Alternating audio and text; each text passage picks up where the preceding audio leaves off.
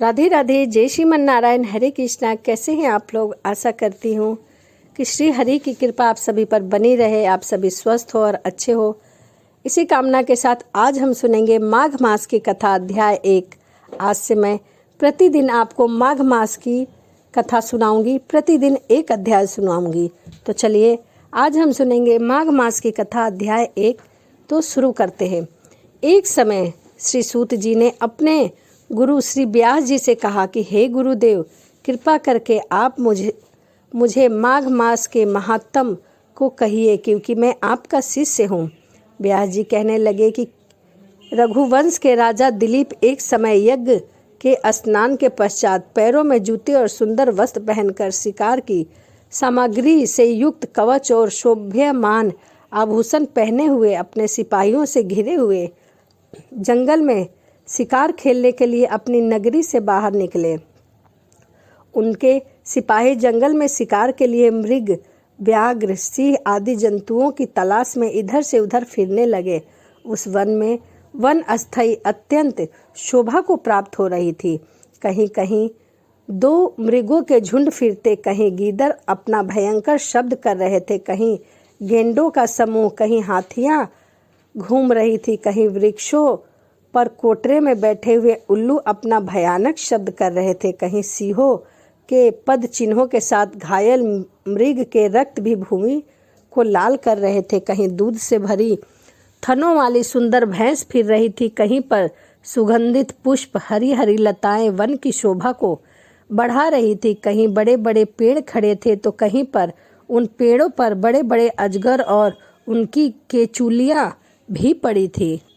उसी समय राजा के सिपाहियों ने बाजे की आवाज सुनकर एक मृग वन में से निकलकर भागने लगा और बड़ी बड़ी चौकड़ियां भरता हुआ आगे बढ़ता। राजा ने उसके पीछे पीछे अपना घोड़ा दौड़ाया, परंतु मृग पूरी शक्ति से भागने लगा। मृग कांटेदार वृक्ष के एक जंगल में घुसा और राजा ने भी उसके पीछे वन में प्रवेश किया, परंतु दूर जाकर मृग राजा की दृष्टि से ओझल होकर निकल गया। राजा निर्जल वन में अपने सैनिक सहित प्यास के मारे अति दुखी हो गए। दोपहर के समय अधिक मार्ग चलने से सैनिक भी थक चुके थे, घोड़े भी रुक गए। कुछ देर बाद राजा ने एक बड़ा भारी सुंदर सरोवर देखा, जिसके किनारों पर घने वृक्ष थे। इसका जल सज्जनों के हृदय के समान स्वच्छ और पवित्र था। सरोवर का जल लहरों से बड़ा सुंदर लग रहा था। जल में अनेक प्रकार के जल जंतु, मछलियां इधर से उधर घूम रही थी। दुष्टों के समान निर्दयी चित्त वाले मगरमच्छ भी वहीं पर थे। किसी किसी जगह लोभी के समान सीमाल की पड़ी हुई थी, जैसे विपत्ति में पड़े हुए लोगों को दुखों को हरने वाले दानी पुरुष के समान यह सरोवर अपने जल से सबको सुखी करता है, जैसे मेघ चातक के दुख को हरता है। इस सरोवर को देखकर राजा की थकावट दूर हो गई। रात्रि को राजा ने वहीं विश्राम किया और सैनिक पहरा देने लगे और चारों तरफ फैल गए। रात के अंतिम समय में शुकरों के एक झुंड ने आकर सरोवर में पानी पिया और कमल के झुंड के पास आया। तब शिकारियों ने सावधान होकर शुकरों पर आक्रमण किया और उनको मारकर पृथ्वी पर गिरा दिया। उस समय शिकारी कोलाहल करते हुए बड़ी प्रसन्नता के साथ राजा के पास आ गए और राजा प्रभात हुआ देखकर उनके साथ ही अपनी नगरी की तरफ लौट पड़े, जिनका शरीर तपस्या और नियमों के कारण बिल्कुल सूख गया था, जो मृग छाला और वल्लक पहने हुए थे और नख, रोम तथा केश धारण किए हुए थे। राजा ने ऐसे घोर तपस्वी को देखकर बड़े आश्चर्य से उनको प्रणाम किया और हाथ जोड़कर खड़े हो गए।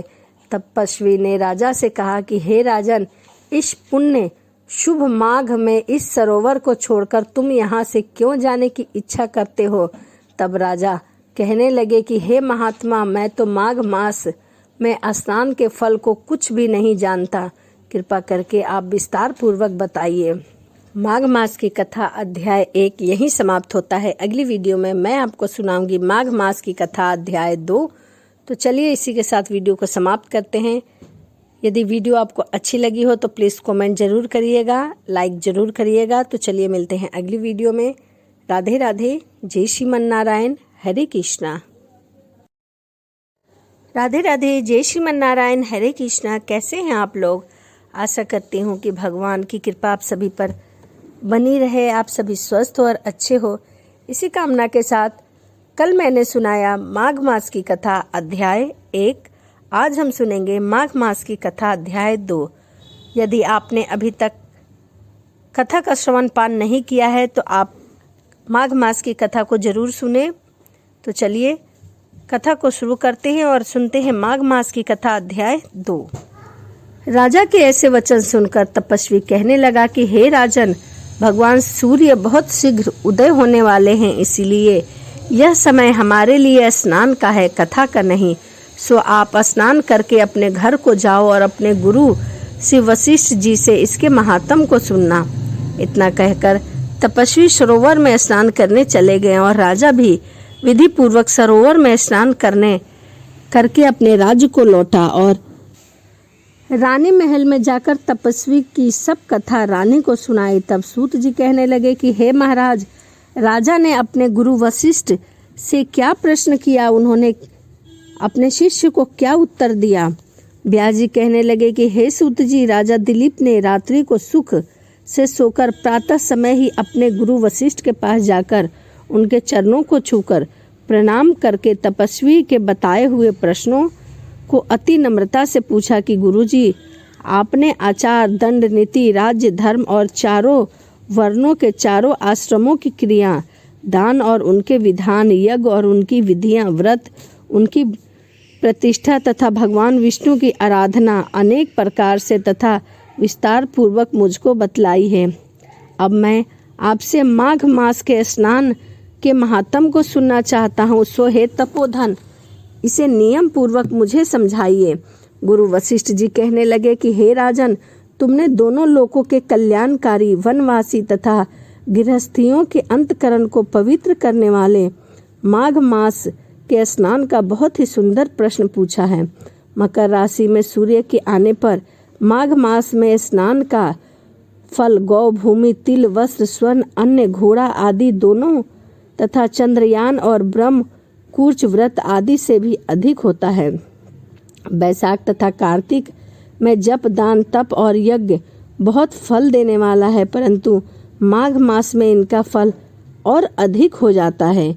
माघ में स्नान करने वाला पुरुष राजा और मुक्ति के मार्ग को जानने वाला होता है और वह बहुत ही भव्य होता है। दिव्य दृष्टि वाले महात्माओं ने कहा कि हे राजन, जो मनुष्य माघ मास में शकाम या भगवान के नियमित नियम पूर्वक माघ स्नान में स्नान करता है, वह अनंत फल वाला होता है।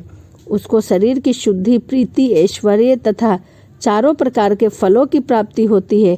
अदिति ने 12 वर्ष तक मकर संक्रांति में अन्न त्याग कर स्नान किया। इससे 3 लोकों को उज्जवल करने वाला 12 पुत्र उत्पन्न हुए। माघ में स्नान करने से ही रोहिणी, शुभगा, अरुंधति दानशीलता हुई और इंद्राणी के समान रूपवती होकर प्रसिद्ध हुई।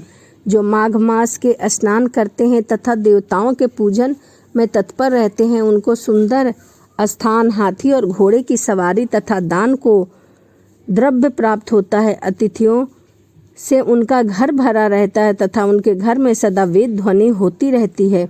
वह मनुष्य धन्य है जो माघ मास में स्नान करते हैं, दान करते हैं तथा व्रत और नियमों का पालन करते हैं। और दूसरों के पुण्य के क्षीण होने से मनुष्य स्वर्ग से वापस आ जाता है, परंतु जो मनुष्य माघ मास में स्नान करता है वह कभी स्वर्ग से वापस नहीं आता। इससे बढ़कर उसका कोई नियम, तप, दान पवित्र और पाप नाशक नहीं है। भृगु जी ने मणि पर्वत पर विद्याधरों को यह सुनाया था। तब राजा ने कहा कि हे ब्राह्मण, भृगु ऋषि ने कब मणि पर्वत पर विद्याधरों को उपदेश दिया था, सो बताइए। तब ऋषि जी कहने लगे कि हे राजन, एक समय 12 वर्ष तक वर्षा न होने के कारण सब प्रजा क्षीण होने के कारण संसार में बड़ी उद्विग्नता फैल गई। हिमाचल और विंध्याचल पर्वत के मध्य का देश निर्जल होने के कारण श्राद्ध, तप तथा स्वाध्याय सब कुछ छूट गए, सारा लोक विपत्तियों में फंसकर प्रजाहीन हो गया, सारा भूमंडल फल और अन्न से रहित हो गया। तब विंध्याचल के नीचे बहती हुई नदी के सुंदर वृक्षों से आच्छादित अपने आश्रम से निकलकर श्री भृग ऋषि अपने शिष्य सहित हिमालय पर्वत पर गए। इस पर्वत की चोटी नीली और नीचे का हिस्सा सुनहरी होने से सारा पर्वत पीताम्बरधारी श्री भगवान के सहस्र लगने लगा। पर्वत के बीच का भाग नीला और बीच बीच में कहीं कहीं सफेद स्फटिक होने से तारों से युक्त आकाश जैसी शोभा को प्राप्त होता था। रात्रि के समय वह पर्वत दीपकों की तरह चमकता हुआ दिव्य औषधि से पूरित किसी महल की शोभा को प्राप्त होता था। वह पर्वत शिखाओं पर बांसुरी बजाती और सुंदर गीत गाती हुई किन्नरियों तथा केले के पत्तों की पताकाओं से अत्यंत शोभा को प्राप्त हो रहा था। यह पर्वत नीलम, पन्ना, पुखराज तथा इनकी चोटी से निकलती हुई रंग बिरंगी किरणों से इंद्रधनुष के समान प्रतीक हो रहा था। स्वर्ग आदि सब धातुओं से तथा चमकते हुए रत्नों से चारों ओर फैली हुई थी। अग्नि ज्वाला के समान शोभ्यमान था। इसकी कंदराओं में काम पीड़ित विद्याधरी अपने पतियों के साथ आकर रमन करती और गुफाओं में ऐसे ऋषि मुनि जिन्होंने संसार के सब कलेशों को जीत लिया है, रात दिन ब्रह्मन का ध्यान करते हुए और कई एक हाथ में रुद्राक्ष की माला लिए हुए शिव की आराधना में लगे हुए हैं। पर्वत के नीचे भागों में जंगली हाथी अपने बच्चों के साथ खेल रहे हैं तथा कस्तूरी रंगों वाली रंग बिरंगे मृगों के झुंड इधर से उधर भाग रहे हैं। यह पर्वत सदा राजहंस तथा मोरों से भरा रहता है, इसी कारण इसको हेमकुंड कहते हैं। यहाँ पर सदैव ही देवता, गुरहाक और अप्सराएं निवास करते हैं। तो यह माघ मास की कथा अध्याय 2 था। इस अध्याय में मैंने आपको बताया कि माघ मास के स्नान और दान का क्या महत्व है और क्या पुण्य है और क्या पाप है। तो इस कहानी में, इस कथा में बस इतना ही। आगे की कहानी में अगले अध्याय में बताऊंगी। तो चलिए इसी के साथ वीडियो को समाप्त करते हैं और मिलते हैं अगली वीडियो में। राधे राधे, जय श्रीमन नारायण, हरे कृष्णा। राधे राधे, जय श्रीमन नारायण, हरे कृष्णा। कैसे हैं आप लोग? आशा करती हूँ कि भगवान श्री कृष्ण की कृपा आप सभी पर बनी रहे, आप सभी स्वस्थ हो और अच्छे हो। इसी के साथ आज हम सुनेंगे माघ मास की कथा अध्याय 3। अगली वीडियो में मैंने आपको सुनाया माघ मास की कथा अध्याय 2। उसमें मैंने आपको बताया कि माघ माह में स्नान और दान का क्या महत्व है और क्या पाप और पुण्य है। आइए आज हम सुनेंगे माघ मास की कथा अध्याय 3। तो चलिए कथा को शुरू करते हैं। जब राजा दिलीप कहने लगे कि हे महाराज, यह पर्वत कितना ऊंचा और कितना लंबा, कितना चौड़ा है, तभी गुरु वशिष्ठ जी कहते हैं कि यह पर्वत जो है 36 योजन यानी कि 4 कोस चौड़ा है, ऊंचा है। चोटी में 10 योजन चौड़ा और नीचे 16 योजन चौड़ा है, जो हरी चंदन, आम, मंदार, वेद, दार और अर्जुन के वृक्षों से सुशोभित है। दुर्भिक्ष से दुखी होकर इस पर्वत को फल और फूलों से परिपूर्ण देकर भृगी वहीं रहने लगे और यहाँ पर कंदराओं, वन और उपवनों में बहुत दिनों तक तप करते रहे और यहीं पर उन्होंने अपनी तपस्या पूर्ण की। इस प्रकार जब भृग ऋषि वहाँ पर अपने आश्रम पर रह रहे थे तो एक विद्याधर अपनी पत्नी सहित उतरा। वह अत्यंत दुखी थे। उन्होंने भृग ऋषि को प्रणाम किया और ऋषि ने बड़े मीठे स्वर में उनसे कहा कि हे विद्याधर, तुम बड़े दुखी दिखाई देते हो, इसका क्या कारण है, क्या हुआ? तब विद्याधर कहने लगा कि हे महाराज, पुण्य के फल को पाकर, स्वर्ग पाकर तथा देव तुल्य शरीर पाकर भी मेरा मुख व्याघ्र जैसा है। मेरे दुख और अशांति का यही कारण है। न जाने किस पाप का फल है। मेरे चित्त की व्याकुलता का दूसरा कारण भी सुनिए। मेरी पत्नी अति रूपवंती, मीठा वचन बोलने वाली, नाचने और गाने की कलाओं में अति निपुण है, शुद्ध चित्त वाली है, 7 सुरों वाली है, वीणा बजाने वाली है, जिसने अपने कंठ से गाकर नारद जी को प्रसन्न किया, नाना स्वरों के नाद से वीणा बजाकर कुबेर को प्रसन्न किया। अनेक प्रकार के नाच ताल से शिवजी महाराज भी अति प्रसन्न हुए और रोमांचित हुए।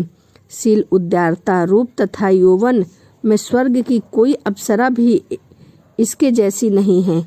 कहाँ ऐसी चंद्रमुखी स्त्री और कहाँ मैं व्याघ्र मुख वाला। यही चिंता मुझे सदैव मेरे हृदय को जलाती रहती है और इसी बात से मैं बहुत चिंतित रहता हूँ। विद्याधर के ऐसे वचन सुनकर तीनों लोकों की भूत, भविष्य और वर्तमान की बात जानने वाले तथा दिव्य दृष्टि वाले ऋषि कहने लगे कि हे विद्याधर, कर्म के विचित्र फलों को प्राप्त होकर ज्ञानी पुरुष भी मोह को प्राप्त हो जाता है। मक्खी के पैर जितना विष भी प्राण लेने वाला हो जाता है, छोटे छोटे पापों का फल भी अत्यंत दुखदायी होता है। तुमने माघ मास की एकादशी का व्रत करके द्वादशी न आने तक शरीर में तेल लगाया। इसी पाप कर्म से व्याग्र हुए एकादशी के दिन उपवास करके द्वादशी को तेल लगाने से राजा पुरुरवा ने भी कुरूप शरीर पाया था। तब वह अपने कुरूप शरीर को देखकर दुखी होकर हिमालय पर्वत पर देव सरोवर के किनारे पर गया। प्रीतिपूर्वक शुद्ध स्नान कर कुशा के आसन पर बैठकर भगवान कमल नेत्र, शंख चक्र गदा पद के धारण करने वाले, पीताम्बर पहने, वन माला धारण किए हुए विष्णु का चिंतन करते राजा पुरुरवा के 3 मास तक निराहार रहकर भगवान का चिंतन किया। इस प्रकार 7 जन्मों में से प्रसन्न होने वाले भगवान राजा के 3 महीने के तप से ही अति प्रसन्न हो गए और माघ की शुक्ल पक्ष की एकादशी को प्रसन्न होकर भगवान ने अपने शंख के जल से राजा को पवित्र किया। भगवान ने उनके तेल लगाने की बात याद दिलाकर सुंदर देवताओं सा रूप दिया, जिसको देखकर उर्वशी भी उनको चाहने लगी और राजा कृतज्ञ होकर अपनी पुरी की ओर चले गए।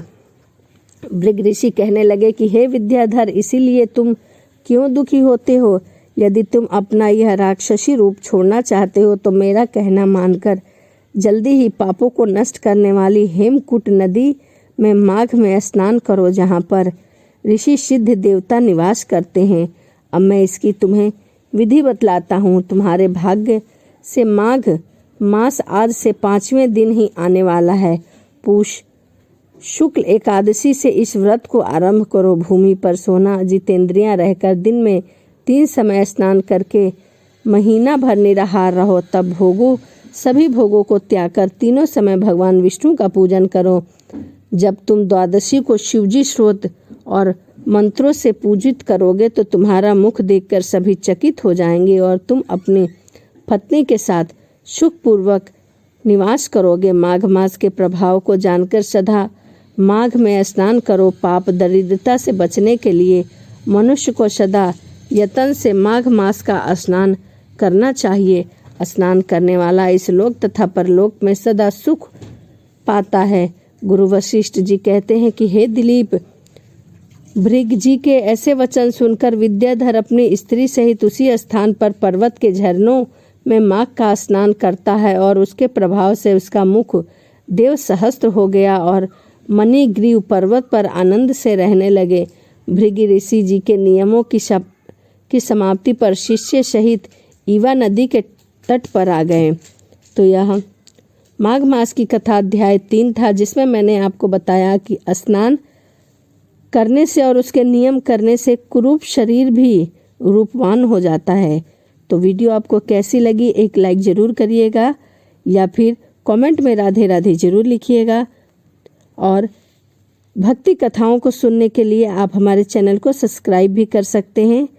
तो चलिए इसी के साथ वीडियो को समाप्त करते हैं और मिलते हैं अगली वीडियो में। राधे राधे, जय श्रीमन नारायण, हरे कृष्णा।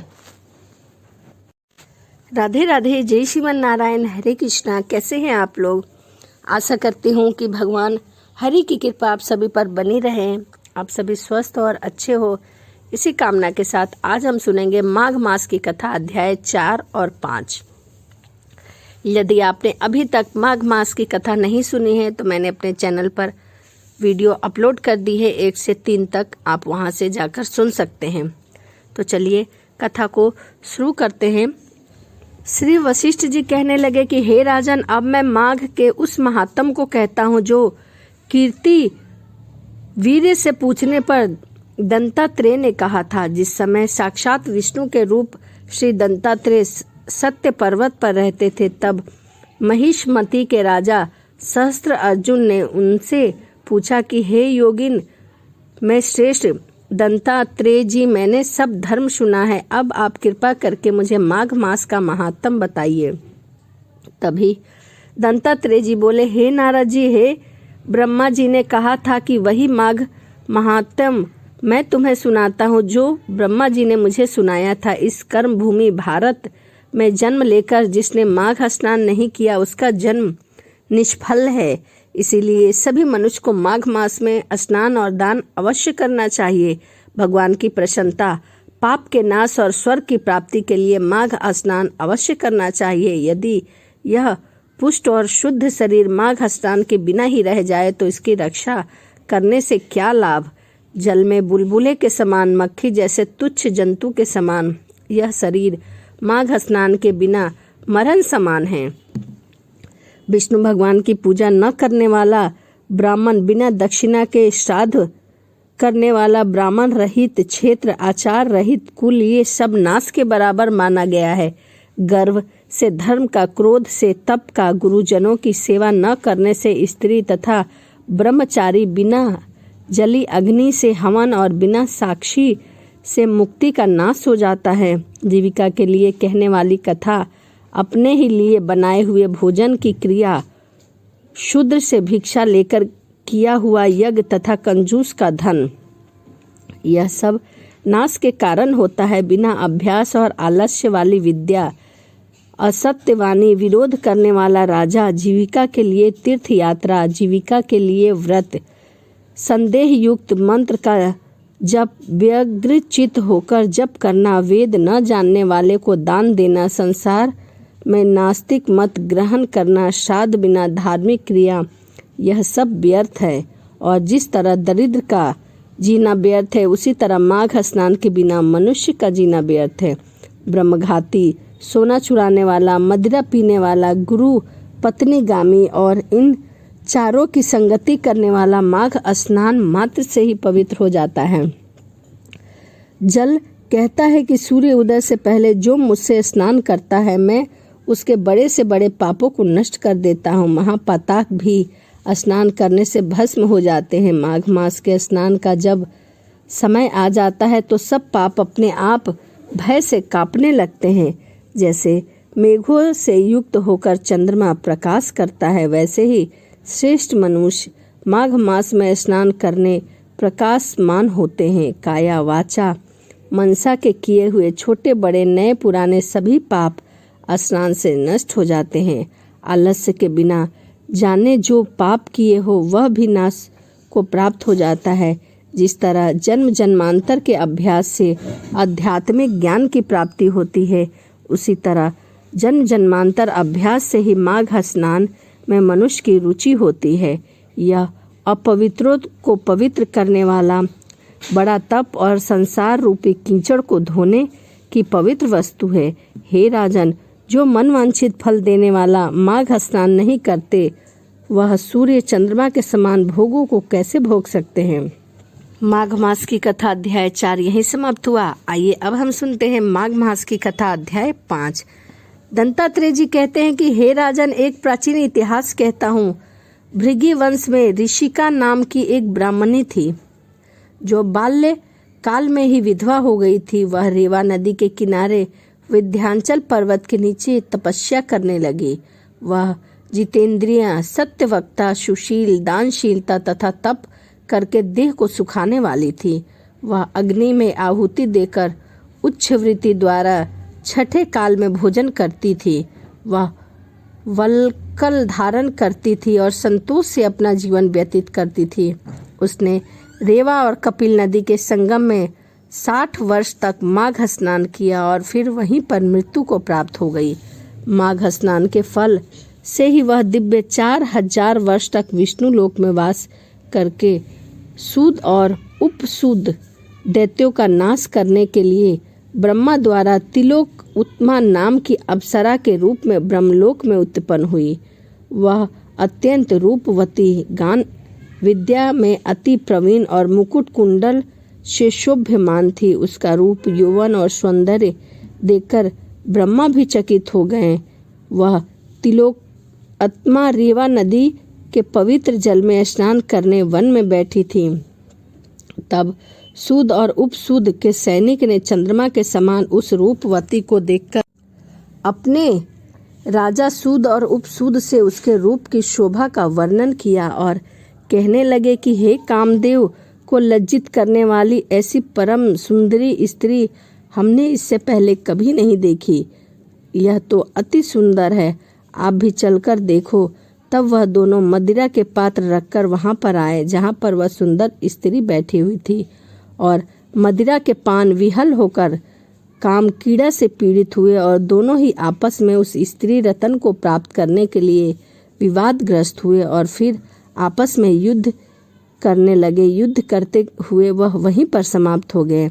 उन दोनों का मरा हुआ शरीर देखकर उनके सैनिक ने बड़ा कुल्हाल मचा और तब तिलोत्तमा काल रात्रि के समान उनको पर्वत से गिराती हुई दशों दिशाओं को प्रकाशमय करती हुई आकाश में चली गई और देव कार्य सिद्ध करके ब्रह्मा के सामने आई। तो ब्रह्मा जी ने प्रसन्नता से कहा कि हे चंद्रवती, मैंने तुमको सूर्य के रथ पर स्थान दिया। जब तक आकाश में सूर्य स्थित है, नाना प्रकार के भोगों को भोगो। सो हे राजन, वह ब्राह्मणी अब भी सूर्य के रथ पर माघ मास स्नान के उत्तम भोगों को भोग रही है। इसीलिए श्रद्धावान पुरुष को उत्तम गति पाने के लिए यतन के साथ माघ मास स्नान विधि पूर्वक करना चाहिए। तो यह माघ मास की कथा अध्याय 4 और 5 था। तो चलिए इसी के साथ वीडियो को समाप्त करते हैं और मिलते हैं अगली वीडियो में। यदि आपने अभी तक माघ मास की कथा नहीं सुनी है तो मैंने अपने चैनल पर 1 से 5 तक वीडियो अपलोड कर दी है। आप वहां से जाकर कथा पूरा सुन सकते हैं, क्योंकि अधूरा ज्ञान किसी योग्य नहीं होता। इसीलिए कथा को आप हमेशा पूरा सुनिए। तो चलिए इसी के साथ मिलते हैं अगली वीडियो में। राधे राधे, जय श्रीमन नारायण, हरे कृष्णा।